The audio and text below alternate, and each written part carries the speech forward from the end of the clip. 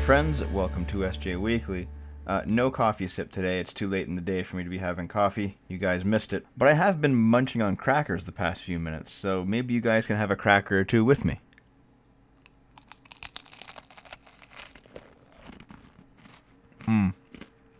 Very good. I have to say, guys, thank you very much for all the support you've shown me. The channel's blown up in the past week. I've been getting over 1,000 subs a day for the past 3 or 4 days now. People are watching the videos at unprecedented rates, and I do really appreciate everyone's support and enthusiasm. It's pretty incredible, I'm not gonna lie. And because of this, I am working on something big to commemorate. So let's get through today's articles. I only chose 4 because it has to be a slightly shorter video since I'm quite busy. But let's take a look at them. First up on the Telegraph, Melania Trump, an apology. Following last Saturday's Telegraph magazine cover story, The Mystery of Melania, we have been asked to make clear that the article contained a number of false statements, which we accept should not have been published. Really? On the one hand, it's a good thing that they're, admitting when they went wrong. On the other hand, why did they publish them without verifying them? You're a fucking news organization.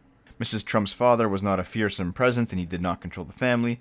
Mrs. Trump did not leave her design and architecture course at university relating to the completion of an exam, as alleged in the article, but rather because she wanted to pursue a successful career as a professional model.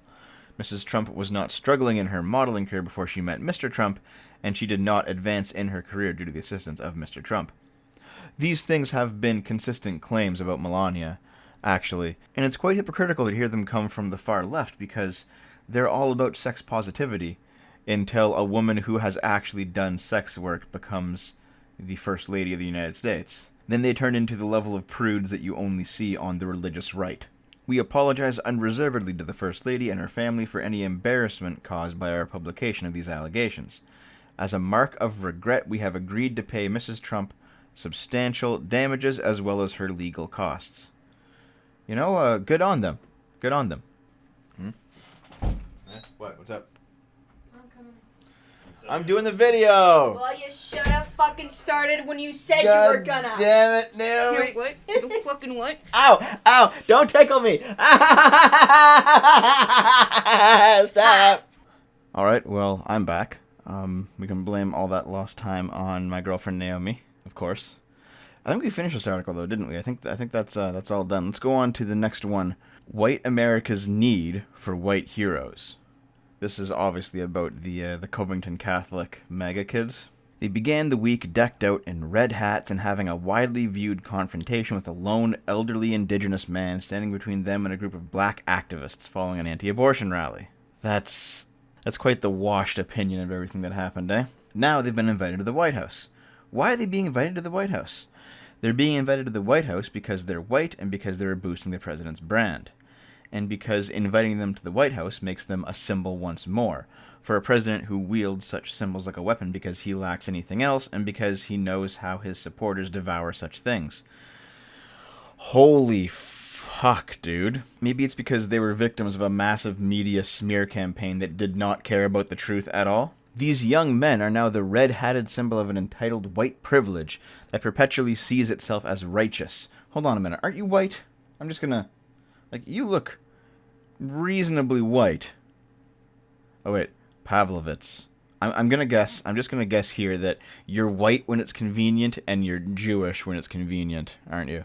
This week, conservative politicians, partisan media, and the president himself rushed in with the supposed smoking gun of an extended video that apparently exonerated the students and served as some gotcha moment that indicated the fake news of the left. That is not reality. This is what gaslighters do. Create an alternate reality and then try to make you lose faith in your eyes and then your sanity. Are you claiming the video was fucking doctored? I mean, if the extended video is real, if it wasn't like put on, if it wasn't just something that someone made up, but it's actually a real video, then that is reality.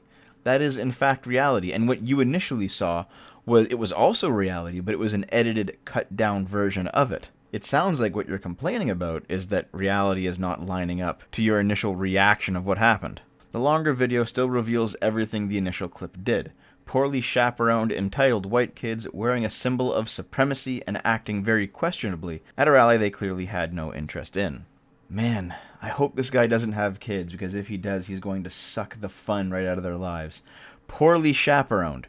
Yeah, you mean the most fun parts of being a teenager is when the adults aren't around, constantly henpecking you? A symbol of supremacy. I'm sorry, but the MAGA hat is not like the KKK hood. It's not like the Nazi armband. I know you really, really want it to be that way, but it's not.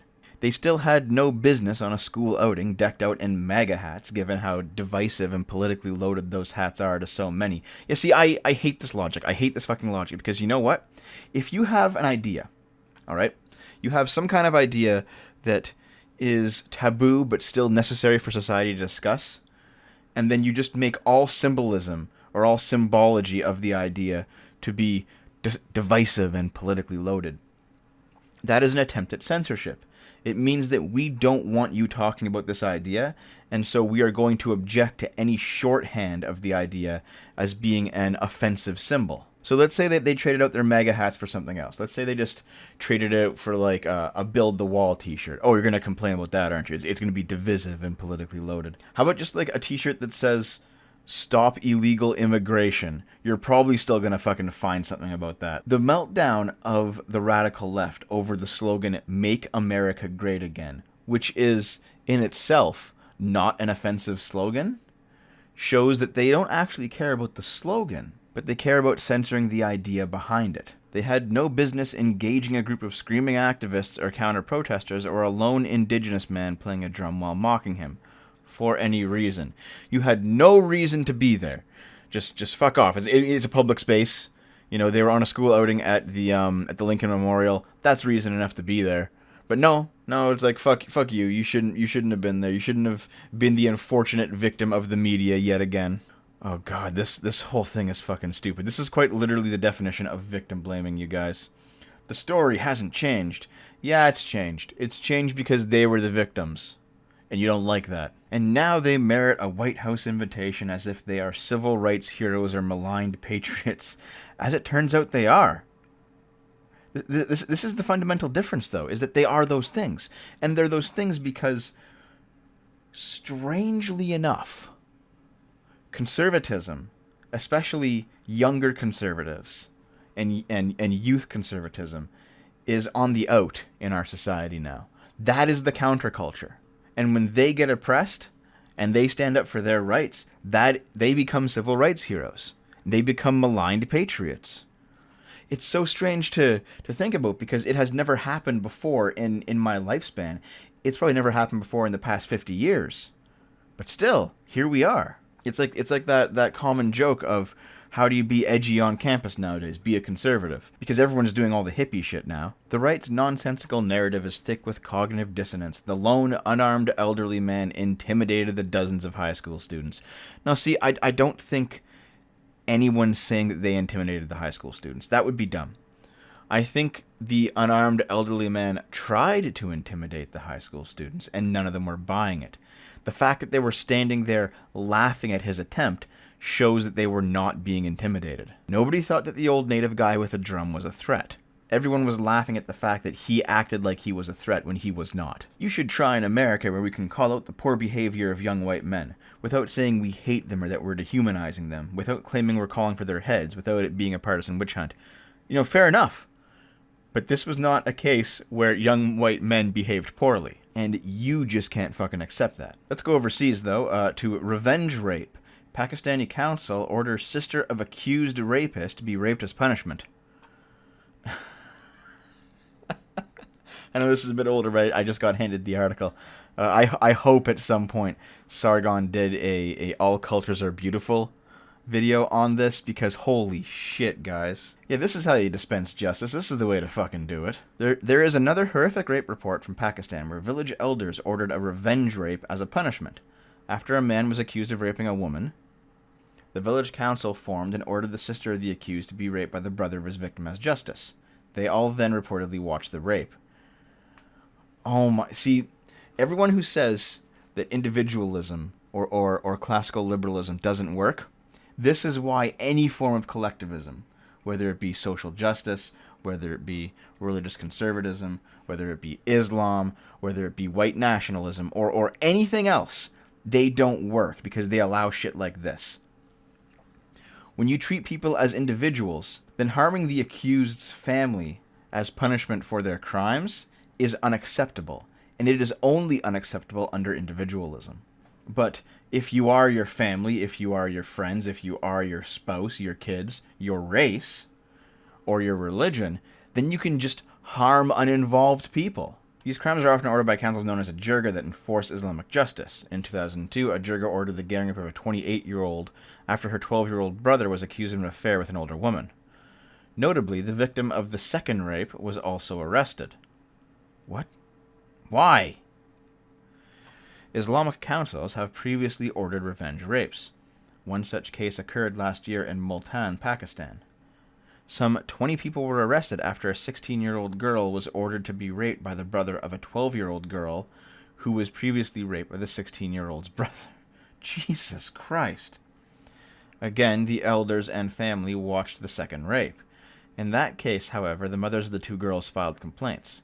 In this case, the council appeared composed largely of the two families reaching an agreement on just punishment in using an innocent girl to be raped. I will never accept the hypothesis that all cultures are beautiful. Fuck that. Let's finish up with something lighthearted over at Hard Drive. Middle school bully has no idea he's creating future Polygon video content creator. It really is true. A lot of the game journos out there seem like they were probably bullied as kids, and now they're using their little bits of power that they've managed to accumulate as adults to bully others themselves, just because they can't fucking deal with it. I'm sure when those people back during Gamergate said things like, gamers should be bullied again, they were probably just like releasing some old catharsis. Local bully Justin Marwell was reportedly unaware that the child he was picking on in his 8th grade class, Chris Stevenson, will go on to make popular video content for the website Polygon in 15 years. Hold on. Polygon? Popular video content? Okay, they've got 650,000 subs. It's more than me. And you know what? Some of these videos are actually kind of popular. When you hit the 6 figures, you're doing okay. So, good job. I'm actually kind of surprised. There's definitely some variation, though. There's like 11K here, 189K there. One of the ones up here has 1.5 million. Yeah, here it is. The Skyrim Books video. There's definitely some variation. I was definitely expecting something more like Feminist Frequency with 222K subs, and they barely get the fuck out of 1,000 views per video. Jesus Christ. My channel's doing better than this, and I have 1/8 the sub count. It's an age-old adage. You have to be careful who you make fun of as a kid, because you never know whose YouTube video explaining how the Zelda timeline matches up with the episodes of Frasier you'll be chuckling to in a decade, said Martha Harbinson, a teacher at Marwell's and Stevenson's middle school. There was this one kid I used to bully relentlessly when I was in middle school.